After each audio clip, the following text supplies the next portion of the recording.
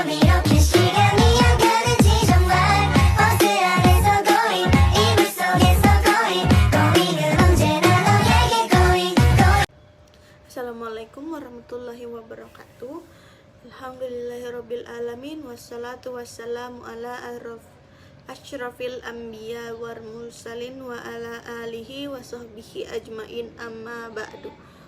Pertama-tama dan yang paling utama, marilah kita senantiasa memanjatkan puji dan syukur atas kehadirat Allah Subhanahu wa Ta'ala yang telah memberikan kita beribu-ribu nikmat, salah satunya nikmat iman dan takwa.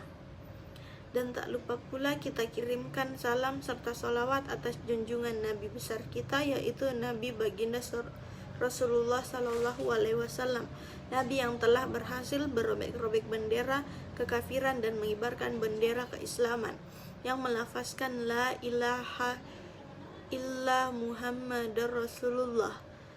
Langsung saja, adapun dakwah singkat yang sempat saya bawakan pada kesempatan kali ini, insya Allah berjudul Bagaimana Islam Menjamin Kebahagiaan. Bagaimana? Bahagia sering dihubungkan dengan sukses duniawi.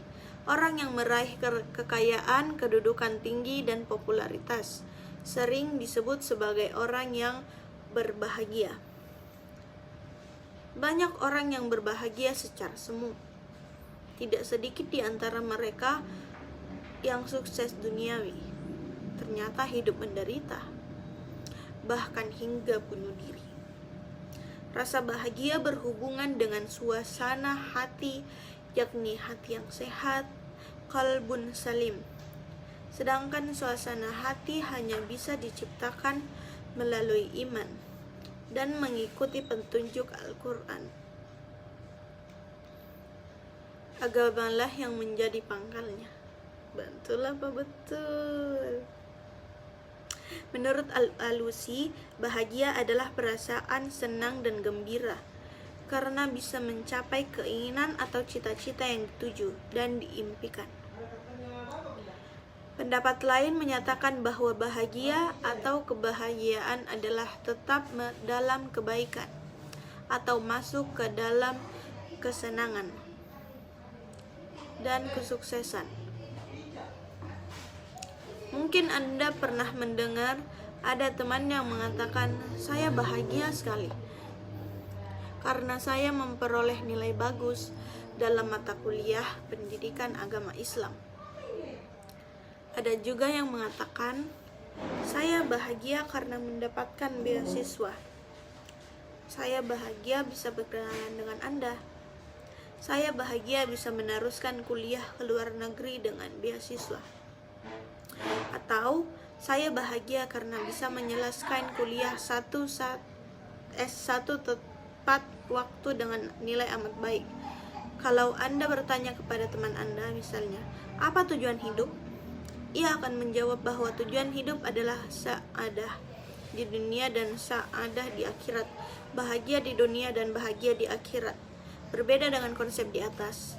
Ibnul Qayyim al-Jauziyah berpendapat bahwa kebahagiaan itu adalah perasaan senang dan tentram karena hati sehat dan berfungsi dengan baik. Hati yang sehat dan berfungsi dengan baik bisa berhubungan dengan Tuhan, pemilik kebahagiaan. Pemilik kebahagiaan, kesuksesan, kekayaan, kemuliaan, ilmu, dan hikmah adalah Allah. Kebahagiaan dapat diraih kalau dekat dengan pemilik kebahagiaan itu sendiri, yaitu Allah Subhanahu wa Ta'ala. Dalam kitab Mizanul Amal, Al-Ghazali menyebut bahwa as-sa'adah, bahagia, terbagi dua. Pertama, bahagia hakiki, dan kedua, bahagia majasi. Bahagia hakiki adalah kebahagiaan ukhrawi, sedangkan kebahagiaan majasi adalah kebahagiaan duniawi. Kebahagiaan ukhrawi akan diperoleh dengan modal iman, ilmu, dan amal. Adapun kebahagiaan duniawi bisa didapat oleh orang yang beriman dan bisa didapat oleh orang yang tidak beriman. Ibnu Athaillah mengatakan, Allah memberikan harta kepada orang yang dicintai Allah dan kepada orang yang tidak dicintai Allah. Tetapi Allah akan Tetapi Allah tidak akan memberikan iman kecuali kepada orang yang dicintainya. Kebahagiaan duniawi adalah kebahagiaan yang fana dan tidak abadi. Apapun kebahagiaan ukhrawi adalah kebahagiaan abadi dan rohani. Kebahagiaan duniawi ada yang melekat pada dirinya dan ada yang melekat pada manfaatnya.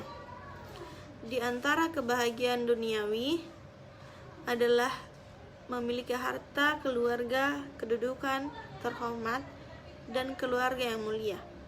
Menurut Al-Ghazali, kebahagiaan harta bukan melekat pada dirinya, namun pada manfaatnya. Di antara kebahagiaan duniawi adalah memiliki keluarga, anak-anak yang saleh, dan istri yang salehah pula. Istri yang salehah bagaikan kebun yang dapat mengikat pemiliknya, yaitu suami untuk tidak terjerumus pada hal-hal yang diharamkan Allah Azza wa Jalla. Nabi Muhammad menyatakan, sebaik-baik penolong untuk keutuhan beragama adalah istri yang salehah.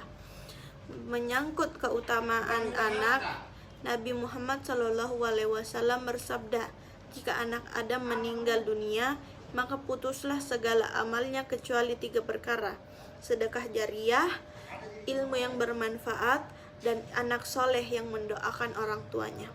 Hadis riwayat Tabrani. Kemuliaan keluarga atau kemuliaan leluhur boleh jadi menjadi tidak baik bagi kita, sebab harga seseorang itu tergantung pada dirinya sendiri. Manusia adalah anak kebaikannya. Nilai setiap orang adalah tergantung kepada banyak atau sedikitnya kebaikannya kepada orang lain. Jika leluhur mulia tetapi orang yang bersangkutan tidak baik, maka ia tetap dalam kondisi hina. Karakteristik hati yang sehat adalah sebagai berikut. 1. Hati menerima makanan yang berfungsi sebagai nutrisi dan obat.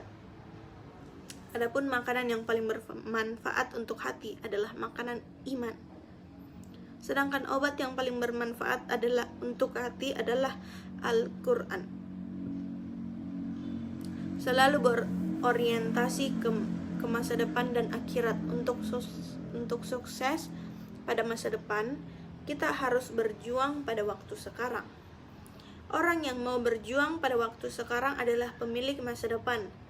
Sedangkan yang tidak mau berjuang pada waktu sekarang menjadi pemilik masa lalu. Nabi Muhammad SAW berkata kepada Abdullah bin Umar, hiduplah kamu di muka bumi ini laksana orang asing atau orang yang sedang berpergian, dan siapkan dirimu untuk menjadi ahli kubur. Hadis riwayat Bukhari. Ali bin Abi Thalib menyatakan bahwa dunia itu pergi meninggalkan kita, sedangkan akhirat datang menjemput kita. Masing-masing bagian ada ahlinya, maka jadilah dirimu bagian dari ahli akhirat, bukan ahli dunia.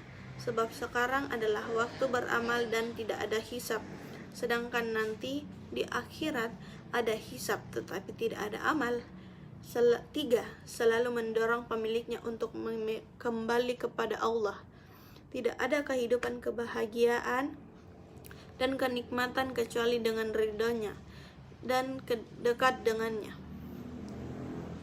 Berzikir kepada Allah adalah makanan pokoknya. Rindu kepada Allah adalah kehidupan dan kenikmatannya. 4. Tidak pernah lupa dari mengingat Allah. Berzikir kepada Allah, tidak berhenti berkhidmat kepada Allah, dan tidak merasa senang dengan selain Allah Subhanahu wa Ta'ala. 5. Jika sesaat saja lupa kepada Allah Subhanahu wa Ta'ala, segera ia sadar dan kembali mendekat dan berzikir kepadanya. 6. Jika sudah masuk dalam salat, maka hilanglah semua kebingungan dan kesibukan duniawinya, dan segera ia keluar dari dunia sehingga ia mendapatkan ketenangan, kenikmatan dan kebahagiaan dan berlinanglah air matanya serta bersukalah hatinya. Perhatian terhadap waktu agar tidak hilang sia-sia melebihi perhatian kepada manusia lain dan hartanya. 8. Hati yang sehat selalu berorientasi kepada kualitas amal, bukan kepada amal semata. Oleh sebab itu, Hati selalu ikhlas, mengikuti nasihat, mengikuti sunnah, dan selalu bersikap ihsan. Berikutnya kita dapat menyimpulkan sendiri bahwa hati yang sakit adalah hati tidak memiliki kriteria, sebagaimana diuraikan di atas. Jadi, kalau hati enggan atau menghindar dari makanan yang sehat, malah sebaliknya, hati beralih ke makanan yang tidak sehat, berarti hati itu sakit. Demikian pula jika ia tidak mau makan obat, menghindar dari obat yang bisa menyembuhkan yakni Al-Quran, berarti hati pun sakit. Hati yang sakit adalah hati yang tidak berfungsi dengan semestinya. Fungsi hati adalah untuk makrifah kepada Allah, mencintai Allah, rindu kepada Allah, dan kembali kepada Allah. Yang perlu kita ketahui adalah faktor-faktor yang menyebabkan hati manusia menjadi sakit. Dengan kata lain, dapat dikatakan beberapa sebab yang dapat merusak hati manusia sehingga fungsi hati terganggu dan menjadi tidak normal alias sakit. Yang pertama, banyak bergaul dengan orang-orang yang tidak baik. Yang kedua, at-tamanni, berangan-angan. Ketiga, menggantungkan diri kepada selain Allah. Keempat, asyab'u, terlalu kenyang. Kelima, terlalu banyak tidur. Keenam, berlebihan melihat hal yang tidak berguna. Ketujuh, berlebihan dalam berbicara. Baik, terima kasih. Itulah dakwah saya, dan kurang lebihnya mohon dimaafkan apabila ada salah kata. Saya memohon maaf. Terima kasih. Assalamualaikum warahmatullahi wabarakatuh.